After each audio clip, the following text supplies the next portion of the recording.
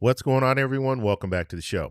So, an interesting thing happened in Nebraska yesterday. I want to talk a little bit about this. We're talking about the U.S. Senate seat, and the interesting part about this race is what the Democratic Party did in Nebraska. So, we're going to talk a little bit about this. I'm going to show you the Senate map. We'll talk a little bit about the independent Osborne because he'll be running against Ricketts. But what's interesting is how Democrats handle this, and will this pay off? So, we'll talk about it because when we're looking at Dan Osborne, he's an independent. He's indicated that he is not going to caucus with either side, the Democrats or the Republicans. And Dan Osborne could potentially be the power broker in the Senate if he wins. So I'm going to break all that down in this video. But first off, you guys can do me a favor. Please like the video. If you're watching this video and you want to see more content like this, please consider subscribing to the channel. Okay, so let me give you a little backstory. Actually, I can show you the illustration while we're doing this. So the backstory is this. And I've blacked out the information here on who won, and I'll talk a little bit about it. There was a primary just yesterday, and we had two candidates on the Democratic side. Now, first, actually, let's look at the Republican side first. So the Republican side, Pete Ricketts, he wins, and so he is going to be the nominee on the Republican side. And we know that Dan Osborne is going to be the independent. He's going to be running against Ricketts.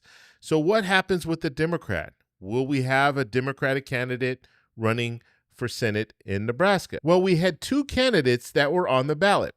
We had Cindy Burbank and we had William Forbes. Now, the interesting thing about William Forbes is William Forbes, Democrats, the Democratic Party was saying that William Forbes is a plant.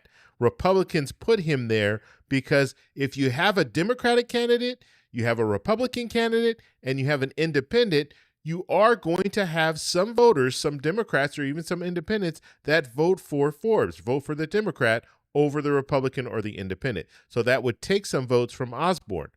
What the Democratic Party is doing right now, they're betting on Osborne. They're actually supporting Osborne and endorsing Osborne because they don't think that they have a candidate strong enough, a Democratic candidate strong enough to win in Nebraska. And so in their mind, they're doing the next best thing by endorsing Osborne, because if Osborne wins, that takes a seat away from the Republicans.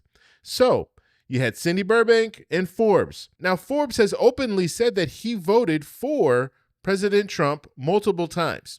And he criticized President Biden, but Forbes says that he's a Democrat. So what Cindy Burbank did is said, okay, you know what? I'll come in, I'll run, and if I win, then I'll drop out. And so now if she drops out, we won't have a Democrat that's running against Osborne, running against Ricketts. And so we had the primary yesterday, and the outcome here, we saw William Forbes get 12,000 votes. Cindy Burbank, she wins and gets 100,000 votes. And so the percentages here, 89% there, and then 10% for Forbes. And so now we're expecting Burbank to drop out of the race, the Democratic Party to endorse Osborne, the independent, and Osborne will run against Ricketts. So now you don't have a Democrat running at all. And so why are Democrats doing all this? Well, I stated that before. As far as the Democrats are doing this because they're hoping that if the independent wins, it will take a seat away from the Republicans. So it's not going to make it won't necessarily make it easier for Democrats to take back control, but if you're taking seats from Republicans, that's a good thing. So if we look at what happened in 2024, in Nebraska, we saw Trump win by 20 points. However, in that Senate race, remember, Osborne ran in 2024. He ran against Fisher. Debbie Fisher received about 53% of the votes. Dan Osborne received about 47% of the votes. And the margin there was plus 6.67. Now, what's interesting here is Osborne, he lost by 6.67 percentage points, but Trump won by 20 percentage points in Nebraska. And so what this is showing us is that Osborne outperformed Republicans, okay? And that's very, very important. And that is one of the reasons why Democrats are saying, you know what, we're going to bet on Osborne to win. And they feel if Osborne can win, that would take that seat away from Republicans. So we don't have that many polls coming out of Nebraska. We do have this Tavern Research poll. This was conducted on 5/11/2026. You have 1,165 likely voters. Margin of error is plus or minus 3.5%. We have Osborne at 47%. We have Ricketts at 42%. And then we have other at 11%. And this is the key here.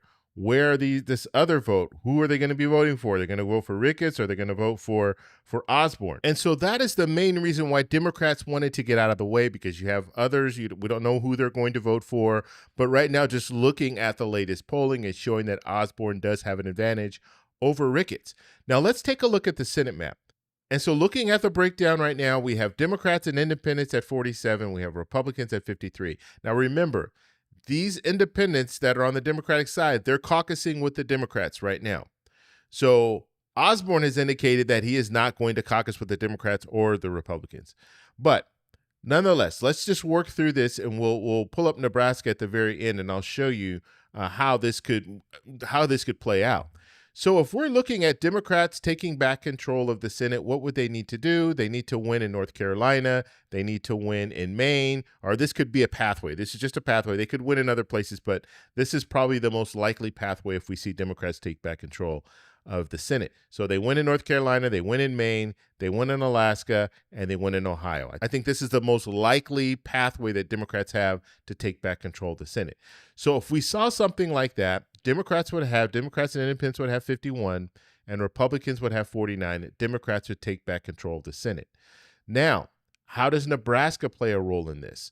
If we were in a situation where, let's say, Republicans do well in Ohio, and Husted, incumbent, he's able to win, overtake Sherrod Brown. So let's say Republicans and Democrats. Now we have Democrats at 50, Republicans at 50. Tie goes to the vice president. Vice president's a Republican. Republicans maintain control of the Senate. But if we saw a situation where Nebraska now goes to the independent, goes to Osborne. So if Osborne wins in Nebraska, now we have Democrats at 50, Republicans at 49. There's no longer a tie. So the vice president can't come in and break the ties. And so in this scenario, Republicans would not take control of the Senate because they only have 49. However, Democrats only have 50. And you need to have a majority to take control of the Senate. And when I say take control, I mean Democrats would have the majority leader. They would be able to set up different committee chairs and all of that. So they would have the power. They would be able to control the Senate.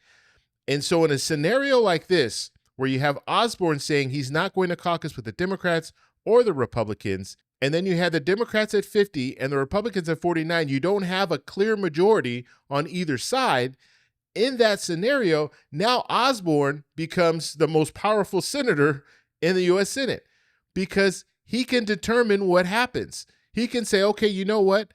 I'll caucus with the Democrats or vote for the Democrats to be able to control the Senate. And so if Osborne were to do that, then he would get a lot of concessions. He would basically get whatever he wants. But on the other side, Republicans are also going to be courting Osborne. They're going to say, look, we'll give you whatever you need. You want control of this, you want control of that, that's fine, as long as you vote for us to control the Senate. Because remember what I said, if you have Republicans at 49, Republicans only need to get to 50.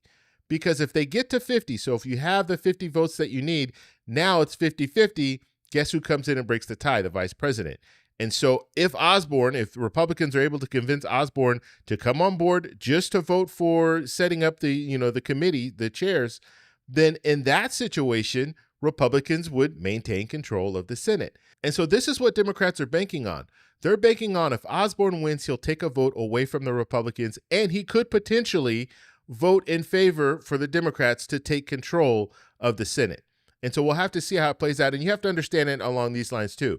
You have Osborne being endorsed by Democrats, and then Osborne running against a Republican. And so in that scenario, who is he more likely to lean towards, Democrats or Republicans?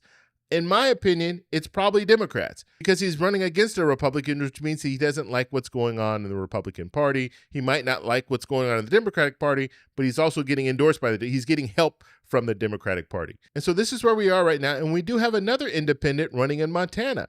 And so we'll have to talk about that. And Democrats are endorsing that independent. And so the main takeaway right now is if Osborne wins, he will hurt Republicans more than he'll hurt the Democrats because they'll be taking a seat away from Republicans.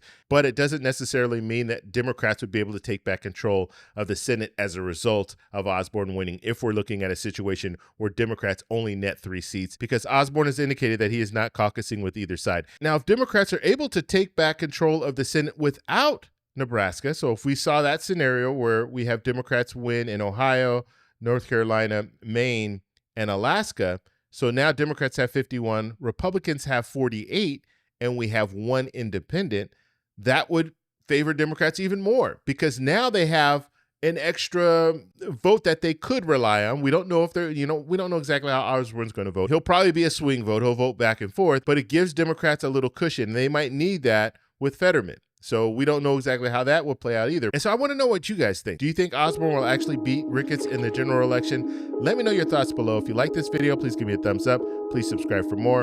And remember, stay informed, stay engaged, and I'll talk to you in the next one. Bye. So that's all we have for this video. Make sure if you guys want to send me an email, you can do that, david@thetecshow.com. Like the video, subscribe for more, and check out these videos over here for some more great content. Talk to you later. Bye.